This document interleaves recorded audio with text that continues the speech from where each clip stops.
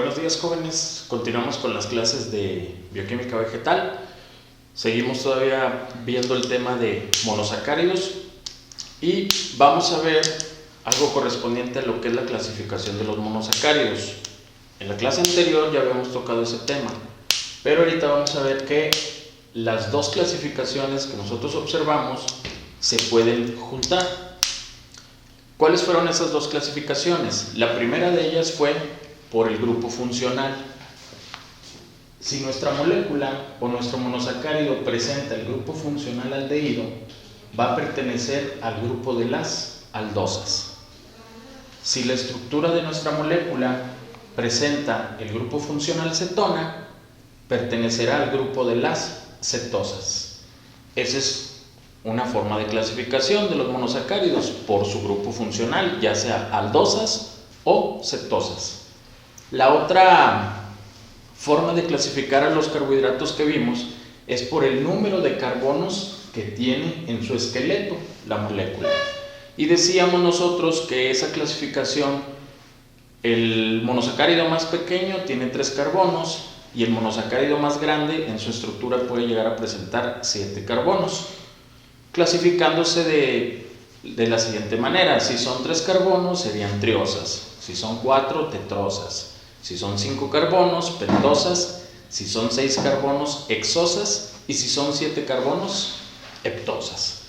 ¿Cómo podemos unir esas dos clasificaciones?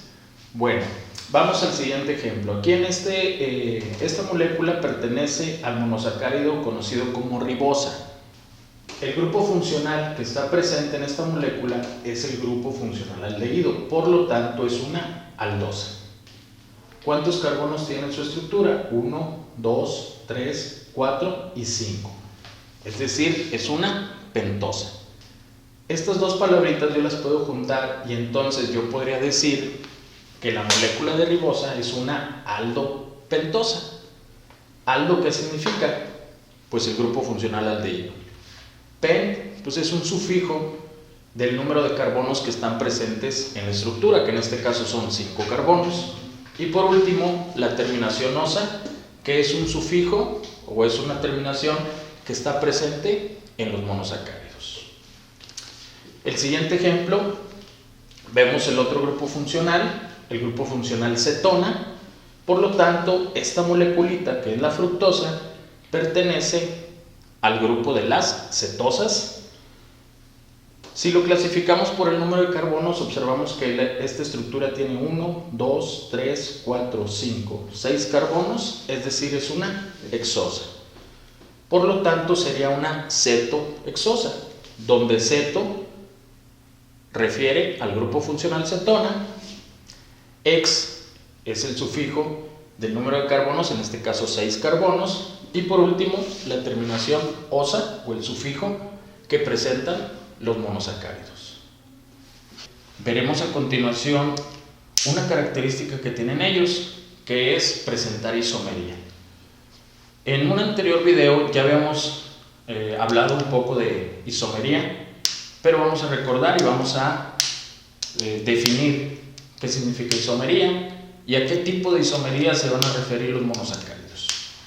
Entonces, un isómero son aquellas moléculas o compuestos que van a presentar la misma fórmula molecular, pero presentan diferente estructura. Es decir, van a tener propiedades físicas y químicas totalmente distintas, dando lugar entonces a compuestos totalmente diferentes. Ese es el concepto de isómero. En el caso de los monosacáridos presentan la llamada estereoisomería, que son isómeros con la misma fórmula molecular, pero la diferencia estará en la orientación que tienen sus átomos en el espacio.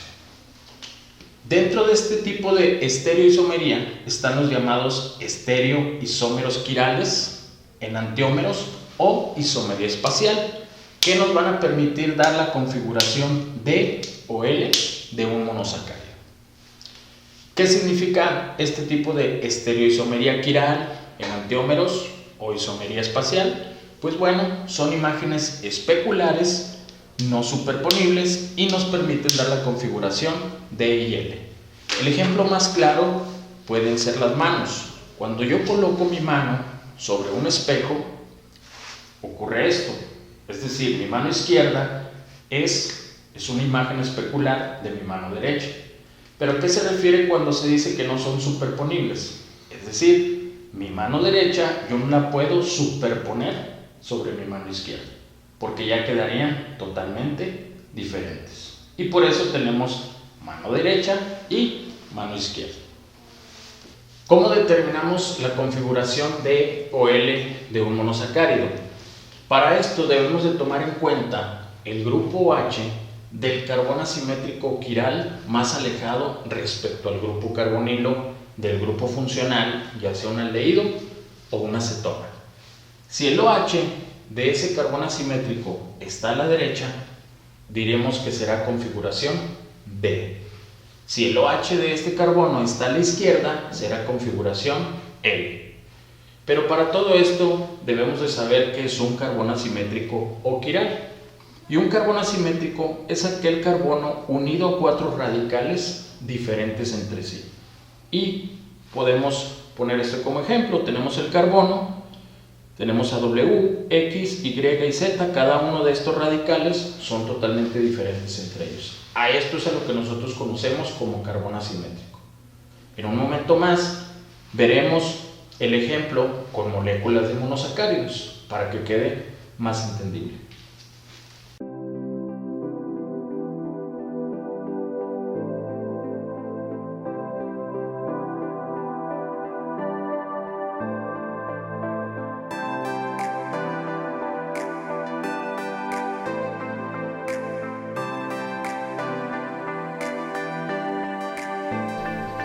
Hace un momento mencionábamos cómo determinar la configuración D o L de un monosacárido.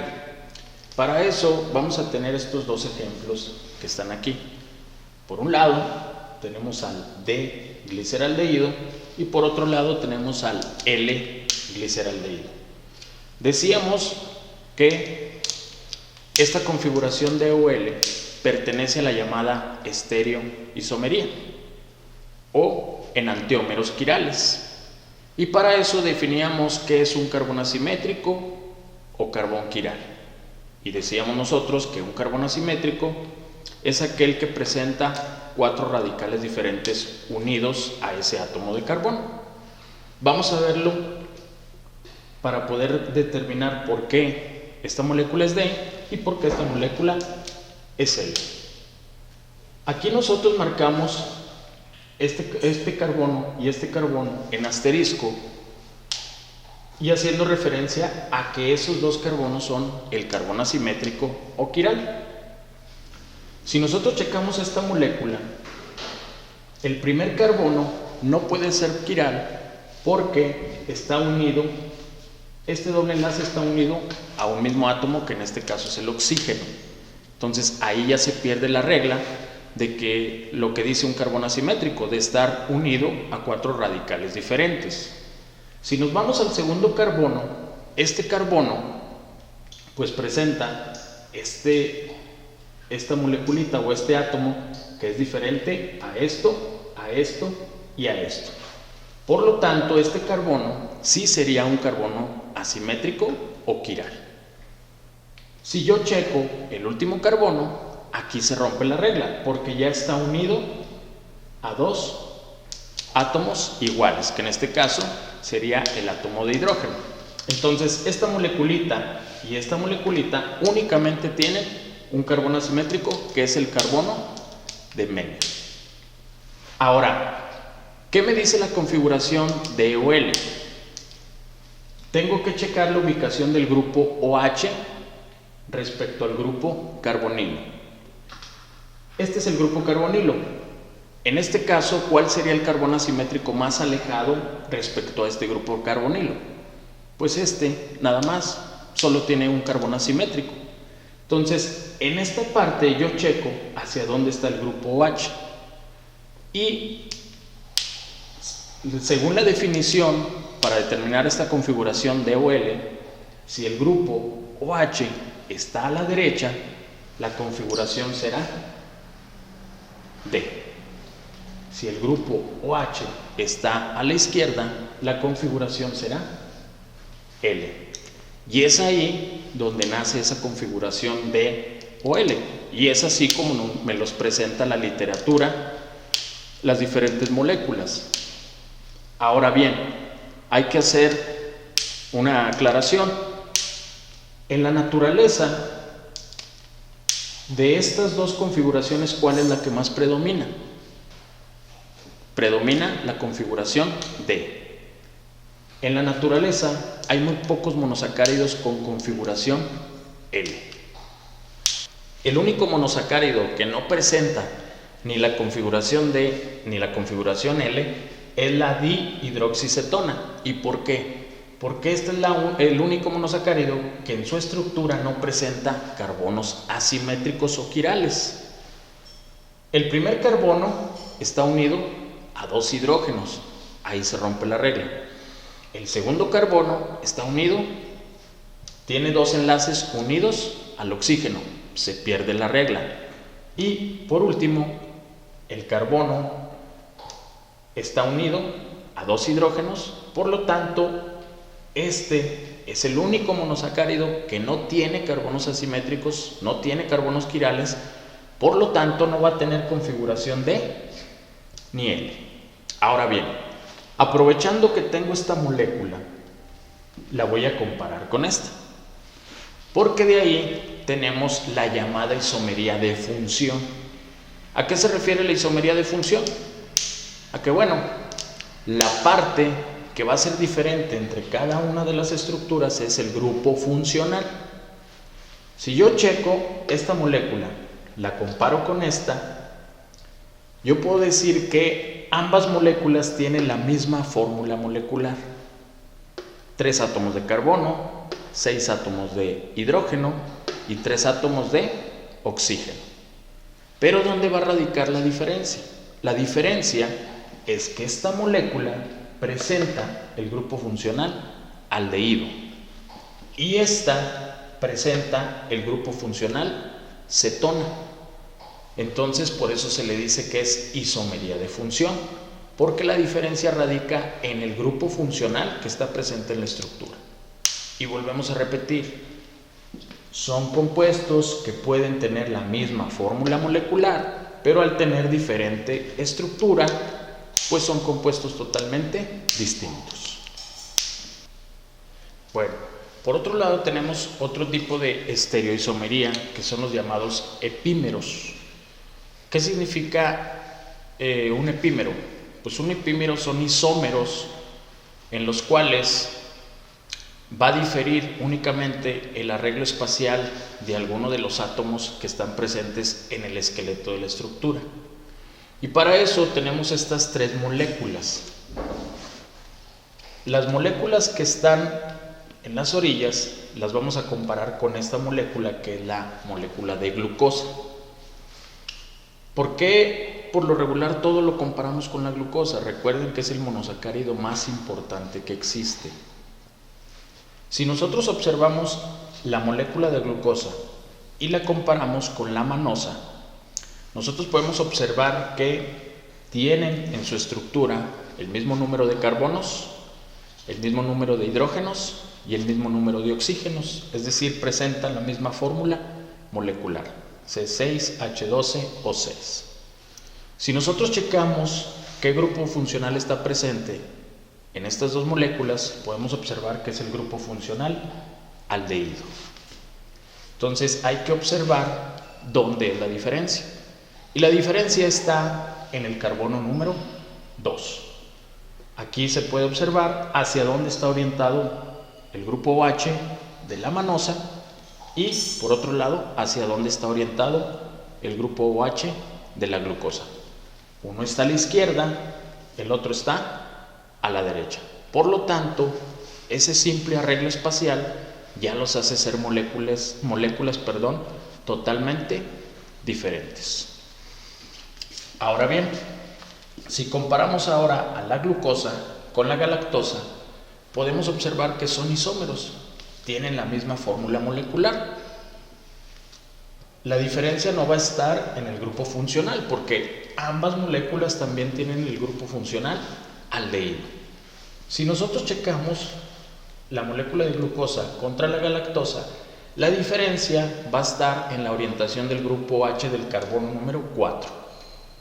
La glucosa lo tiene a la derecha y la galactosa lo tiene a la izquierda. Vuelvo a repetir, el arreglo espacial de algunos de sus átomos son diferentes, por lo tanto ya serían moléculas completamente distintas. Hace un momento veíamos la configuración de E y L, o la estereoisomería, o los llamados enantiómeros. Tenemos estas tres moléculas y están marcados con asterisco negro los carbonos asimétricos o los carbonos quirales que presentan estas tres estructuras. Cada una de ellas presenta 4 carbonos asimétricos. Y de acuerdo a lo que nos dice la configuración de OL, nos dice que vamos a tomar en cuenta el carbono asimétrico más alejado respecto al grupo carbonilo. En este caso, este sería ese carbono asimétrico más alejado. Observamos hacia dónde está orientado el grupo OH, que es a la derecha, por lo tanto, tendrá configuración D y será la de glucosa. Si nos vamos a la molécula de manosa, tenemos los 4 carbonos asimétricos, checamos la orientación del grupo OH del carbono asimétrico más alejado respecto al grupo carbonilo, que viene siendo el carbono número 5, y el OH también se encuentra a la derecha, por lo tanto será la de manosa. Y por último tenemos la molécula de galactosa, también tiene 4 carbonos asimétricos, el más alejado está también en la posición número 5 y el OH está a la derecha, por lo tanto será de galactosa.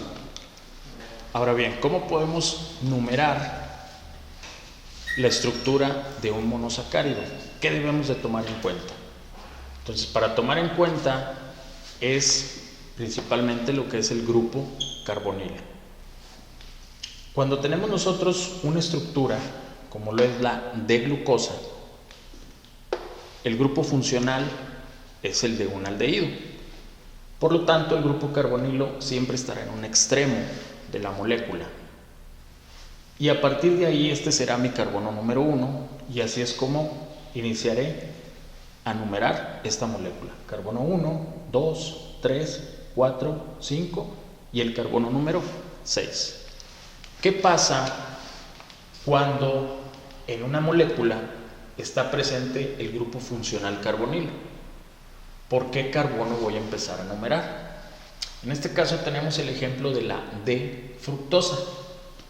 Tenemos el grupo carbonilo que está presente en el carbono número 2.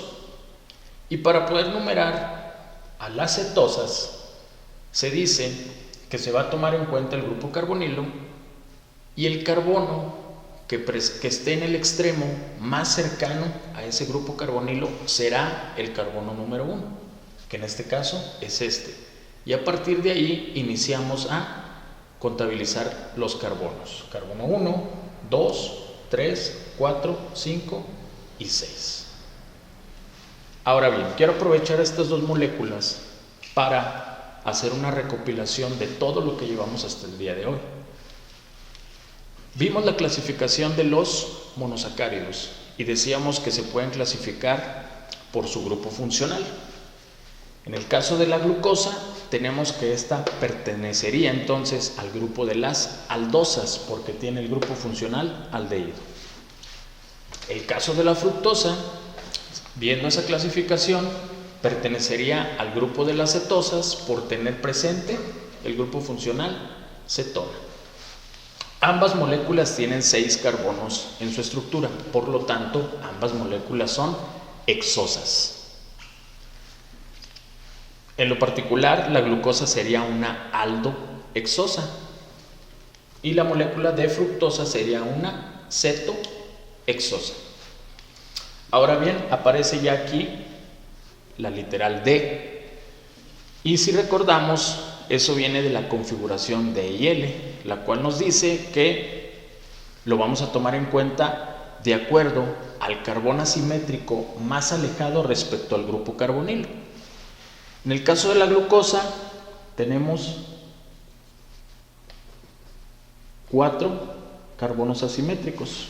El más alejado viene siendo el carbono número 5, el OH está a la derecha, por lo tanto la configuración será D. Y en el caso de la fructosa vamos a tener 3 carbonos asimétricos.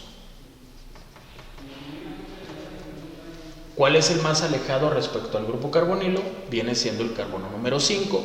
El OH hacia dónde está, a la derecha, por lo tanto su configuración es D.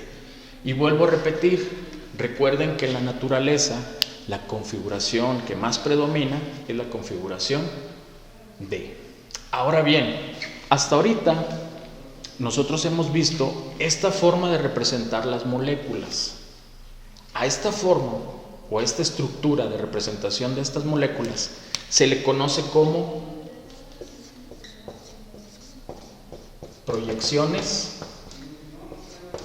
de Fischer. Porque más adelante vamos a ver que las moléculas o las estructuras que tienen 5 y 6 carbonos va a pasar una particularidad con ellas. En la naturaleza se encuentran en disolución, por lo tanto las vamos a tener en forma ciclada. Y en el siguiente video vamos a ver cómo se cicla la molécula de glucosa y cómo se cicla la molécula de fructosa. Otra característica que tienen los monosacáridos es que presentan la llamada actividad óptica. ¿A qué se refiere con actividad óptica? Es la capacidad que tienen ciertos compuestos de desviar la luz polarizada. ¿Qué es la luz polarizada? Es una luz especial, sobre todo la emite lo que es el microscopio y específicamente aquí un aparato que se llama polarímetro. Es decir, un ejemplo, nosotros en este vaso disolvemos azúcar de mesa. Esa azúcar de mesa nosotros la disolvemos, la colocamos en el polarímetro y el polarímetro emite esa luz y al pasar sobre esta solución, donde pasa, puede desviar la luz, ya sea si la desvía a la derecha, vamos a tener una solución dextrógira y se le coloca el signo positivo. Si ese haz de luz lo desvía hacia la izquierda, tendremos una solución levógira y eso lo representaremos con el signo negativo. Por eso en ocasiones los nombres de los monosacáridos traen la letra D, que se refiere a la configuración de OL. No hay que confundir con dextrógiro ni levógiro. Entonces la letra D se refiere a la configuración de OL y enseguida muchos nombres traen entre paréntesis el signo positivo o negativo, que el positivo o negativo ahora sí se refiere a esa llamada actividad óptica, que desvíe la luz polarizada ya sea a la derecha o a la izquierda. Bueno, jóvenes, esperemos haya quedado claro la clase del día de hoy y si no, ya saben, en la barra de comentarios pongan ahí sus dudas, por favor. No se les olvide suscribirse, activar la campanita y por favor denle like. Entonces nos vemos en los próximos videos. Saludos. Pero lo voy a poner allá, ya no termino. ¿O me quedo con él aquí? Sí, ¿Lo pongo aquí?